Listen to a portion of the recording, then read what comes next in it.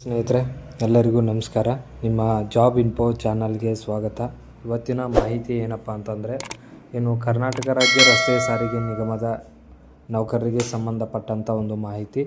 ಈ ಒಂದು ಮಾಹಿತಿಯನ್ನು ನೋಡೋ ಮುಂಚೆ ಇನ್ನೂ ಯಾರು ನಮ್ಮ ಚಾನಲ್ಗೆ ಸಬ್ಸ್ಕ್ರೈಬ್ ಆಗಿಲ್ಲ, ಸಬ್ಸ್ಕ್ರೈಬ್ ಆಗಿ ಹಾಗೆ ಬೆಲ್ ಐಕನ್ ಮೇಲೆ ಆಲ್ ಅಂತ ಕ್ಲಿಕ್ ಮಾಡ್ಕೊಳ್ಳಿ.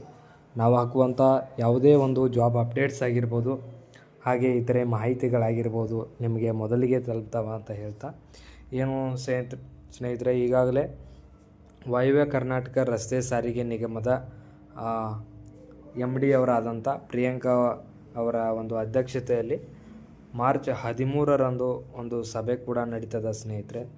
ಈ ಒಂದು ಸಭೆಯಲ್ಲಿ ಒಕ್ಕೂಟ ಕೆಲವೊಂದಿಷ್ಟು ಬೇಡಿಕೆಗಳನ್ನು ಇಟ್ಟಿದೆ.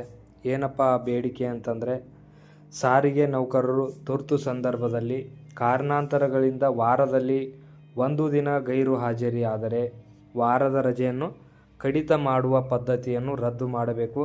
ಮತ್ತು LMSನಲ್ಲಿ ಚಾಲಕ ಮತ್ತು ನಿರ್ವಾಹಕರಿಗೆ ಇರುವ ಆಟೋ ಸ್ಯಾಂಕ್ಷನ್ ರೀತಿಯಲ್ಲಿ ತಾಂತ್ರಿಕ ಸಿಬ್ಬಂದಿಗಳಿಗೂ ಎಲ್ಲ ರೀತಿಯ ರಜೆ ಪಡೆಯುವ ಅವಕಾಶವನ್ನು ನೀಡಬೇಕು.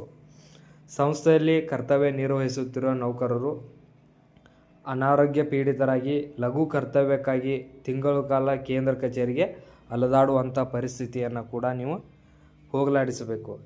ಕೆಲವೊಂದಿಷ್ಟು ನೌಕರರು ದೇಹದ ಆರೋಗ್ಯದಲ್ಲಿ ಏರುಪೇರಾದಂಥ ಸಮಸ್ಯೆಯಲ್ಲಿ ಅವರಿಗೆ ಲಘು ಒಂದು ಡ್ಯೂಟಿಯನ್ನು ಕೊಡಲಿಕ್ಕೆ ಕೂಡ ತಿಂಗಳುಗಳ ಕಾಲ ಅಲೆದಾಡಿಸ್ತಾ ಇದ್ದಾರೆ. ಅದು ಕೂಡ ನಿಲ್ಲಬೇಕು. ಅನುಕಂಪದ ಆಧಾರವಾಗಿ ಅಭ್ಯರ್ಥಿಗಳು ಅರ್ಜಿಯನ್ನು ಕೊಟ್ಟಿದ್ದಾರೆ, ಅವರಿಗೆ ಶೀಘ್ರದಲ್ಲಿಯೇ ಕೂಡ ಅನುಕಂಪದ ಆಧಾರದಲ್ಲಿ ನೇಮಕಾತಿಯ ಆದೇಶವನ್ನು ಕೂಡ ನೀಡಬೇಕು. ಅದರ ಜೊತೆಗೆ ರಸ್ತೆ ಸಾರಿಗೆ ನಿಗಮದಲ್ಲಿರುವಂಥ ಒಂದಿಷ್ಟು ಡಿಪೋಗಳಲ್ಲಿ ಇರುವಂಥ ಕಿರುಕುಳಗಳನ್ನು ಕೂಡ ನಿಲ್ಲಿಸಬೇಕು. ಪ್ರಮುಖವಾಗಿ ಮತ್ತೊಂದು ಬೇಡಿಕೆ ಏನಿಟ್ಟಿದ್ದಾರೆ ಏನಪ್ಪ ಅಂತಂದರೆ, ಚಾಲಕ ಕಮ್ ನಿರ್ವಾಹಕರಿಗೂ ಕೂಡ ಬಡ್ತಿಯ ಅವಕಾಶವನ್ನು ನೀಡಬೇಕು ಅನ್ನುವಂಥದ್ದು ಕೂಡ ಇಲ್ಲಿ ಪ್ರಮುಖವಾಗಿ ಇವರು ಒಂದು ಬೇಡಿಕೆಯನ್ನು ಇಟ್ಟಿದ್ದಾರೆ ಸ್ನೇಹಿತರೆ. ಅಷ್ಟೇ ಅಲ್ಲ, ರಾತ್ರಿ ತಂಗುವ ಸ್ಥಳಗಳಲ್ಲಿ ಹಾಲ್ಟಿಂಗ್ ಮಾಡ್ತಾರಲ್ಲ, ಆ ಪ್ರದೇಶಗಳಲ್ಲಿ ಸಾಕಷ್ಟು ಕಡೆಗಳಲ್ಲಿ ಶೌಚಾಲಯಗಳಾಗಿರ್ಬೋದು, ಮಲಗಲಿಕ್ಕೆ ಸರಿಯಾದಂಥ ವಾತಾವರಣ ಆಗಲಿ, ಅಲ್ಲಿ ಗಲೀಜಿರುವಂಥದ್ದು ಕೂಡ, ಇಂಥ ವ್ಯವಸ್ಥೆಯನ್ನು ಸುಧಾರಣೆ ಮಾಡಬೇಕು. ಯಾಕಂತಂದರೆ ಆರೋಗ್ಯದ ದೃಷ್ಟಿಯಲ್ಲಿ ಸಾಕಷ್ಟು ಇವತ್ತು ಸಾರಿಗೆ ನೌಕರರ ಆರೋಗ್ಯದಲ್ಲಿ ಏರುಪೇರಾಗ್ತಾ ಇದೆ. ಇದರ ಬಗ್ಗೆ ಕೂಡ ಗಮನವನ್ನು ಹರಿಸಬೇಕು ಅನ್ನುವಂಥದ್ದನ್ನು ಕೂಡ ಇಲ್ಲಿ ಹೇಳಿದ್ದಾರೆ. BMTC ಮಾದರಿಯಲ್ಲಿ ಎಲ್ಲ ಒಂದು ನಿಗಮಗಳಲ್ಲಿ ಅವರ ಮಹಿಳೆಯರಿಗೆ ಅವರ ಅನುಕೂಲಕ್ಕೆ ತಕ್ಕಂತೆ ಪಾಳಿಗಳ ಒಂದು ಕರ್ತವ್ಯವನ್ನು ಕೂಡ ನೀಡಲಿಕ್ಕೆ ಇವರು ಕೂಡ ಪ್ರಮುಖವಾದಂಥ ಒಂದು ಬೇಡಿಕೆಯನ್ನು ಇಟ್ಟಿದ್ದಾರೆ. ಅದರ ಜೊತೆಗೆ ಅವೈಜ್ಞಾನಿಕವಾಗಿ 10-20 ವರ್ಷಗಳ ಹಿಂದಿನ ಪಾರಂಪರ್ಯಗಳೇನಿದ್ದಾವೆ ಅವುಗಳನ್ನು ಕೂಡ ಬದಲಾವಣೆ ಮಾಡಲಿಕ್ಕೆ ಇವರು ತಮ್ಮ ಬೇಡಿಕೆಯನ್ನು ಇಟ್ಟಿದ್ದಾರೆ. COVID-19 ಸಂದರ್ಭದಲ್ಲಿ ರದ್ದು ಮಾಡಿರುವ ರಾತ್ರಿ ಪಾಳಿ ಕರ್ತವ್ಯಗಳನ್ನು ಪುನರ್ ಚಾಲನೆ ಮಾಡಬೇಕು. ಶಕ್ತಿ ಯೋಜನೆ ಕಾರಣದಿಂದ ಮಾಡಿರುವ ಹೆಚ್ಚುವರಿ ಸುತ್ತುವಳಿಗಳಿಗೆ ವೈಜ್ಞಾನಿಕವಾದಂಥ OTಯನ್ನು ಕೂಡ ನೀಡಬೇಕು. ಯಾಕಂತಂದರೆ ಸುತ್ತುವಳಿಗಳು ಹೆಚ್ಚಾದರೂ ಕೂಡ ಅವರಿಗೆ OT ಕೂಡ ಕಡಿಮೆ ನೀಡ್ತಾ ಇದ್ದಾವೆ ನಿಗಮಗಳು. ಅದನ್ನು ಕೂಡ ಸರಿಪಡಿಸಬೇಕು. ಅಂತರ್ನಿಗಮ ವರ್ಗಾವಣೆಯನ್ನು ಆದಷ್ಟು ಅದೇ ಒಂದು ವರ್ಷದಲ್ಲಿ ಪೂರ್ಣಗೊಳಿಸಿ ಅದೇ ವರ್ಷದಲ್ಲಿ ಅವರನ್ನು ಬಿಡುಗಡೆಗೊಳಿಸಬೇಕು ಅನ್ನುವಂಥದ್ದನ್ನು ಕೂಡ ಇಲ್ಲಿ ನೀಡಿದ್ದಾರೆ. ಯಾಕಂತಂದರೆ ನಾವು ನೋಡಿದ್ದೀವಿ, ಸುಮಾರು 2-3 ತಿಂಗಳಾಯಿತು ಪ್ರಕ್ರಿಯೆ ಇನ್ನೂ ಆನ್ಲೈನ್ ಅಪ್ಲಿಕೇಶನ್ನಲ್ಲಿ ಇದೆ. ಅದು ಯಾವುದೇ ಮುಂದಿನ ಪ್ರಕ್ರಿಯೆ ಹೋಗ್ಬೇಕಂದ್ರೂ ಸುಮಾರು ವರ್ಷಗಟ್ಟಲೆ ಹೋಗ್ತಾ ಇದೆ. ಅದನ್ನು ಅಕಾಡೆಮಿಕ್ ಇಯರಲ್ಲಿ ಮುಗಿಸ್ಬೇಕು ಅನ್ನೋಂಥದ್ದನ್ನು ಕೂಡ ಇವರು ಹೇಳಿದ್ದಾರೆ. ಸರ್ಕಾರ ಏಕಪಕ್ಷೀಯವಾಗಿ 26 ತಿಂಗಳ ಅರಿಯರ್ಸ್ ಮತ್ತು 1/1/2025 ಒಂದು ವೇತನ ಪರಿಷ್ಕರಣೆಯನ್ನು ಹೇಳಿದೆ.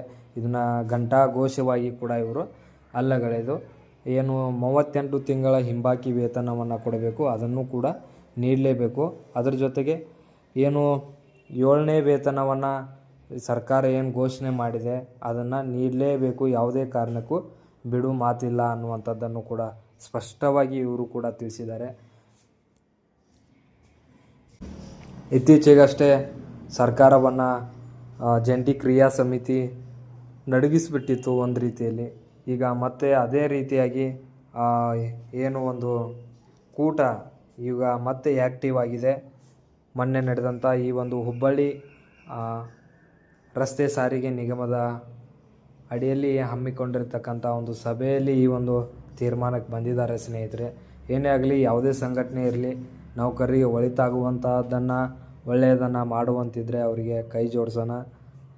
ನಿಮ್ಮ ಕಷ್ಟ ಮತ್ತು ನಿಮ್ಮ ನೋವುಗಳು ಏನಿದ್ದಾವೆ ಆದಷ್ಟು ಬೇಗ ಪರಿಹಾರ ಆಗುತ್ತೆ ಅನ್ನುವ ಭರವಸೆ ಕೂಡ ಇದೆ ಸ್ನೇಹಿತರೆ. ಯಾಕಂತಂದರೆ ದಿನ ಕಳೆದಂತೆ ನಿಗಮಗಳಲ್ಲಿ ಎಲ್ಲವೂ ಕೂಡ ಹೊಸದೊಂದು ಪ್ರಕ್ರಿಯೆಗಳು ಆರಂಭ ಆಗ್ತಾ ಇದ್ದಾವೆ.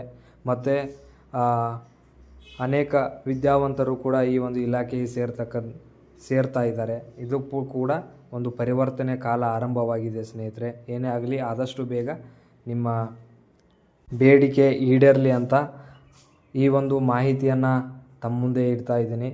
ಯಾರೆಲ್ಲ ಈ ಒಂದು ಮಾಹಿತಿಯನ್ನು ನೋಡ್ತಾ ಇದ್ದೀರಿ, ನಮ್ಮ ಚಾನಲನ್ನು ಸಬ್ಸ್ಕ್ರೈಬ್ ಮಾಡಿ. ಹಾಗೆ ನಿಮಗೆ ಉಪಯುಕ್ತವಾದಂಥ ಮಾಹಿತಿಯನ್ನು ನಾವು ನೀಡ್ತಾ ಇದ್ದೀವಿ ಅನಿಸಿದರೆ ಲೈಕ್ ಮಾಡಿ.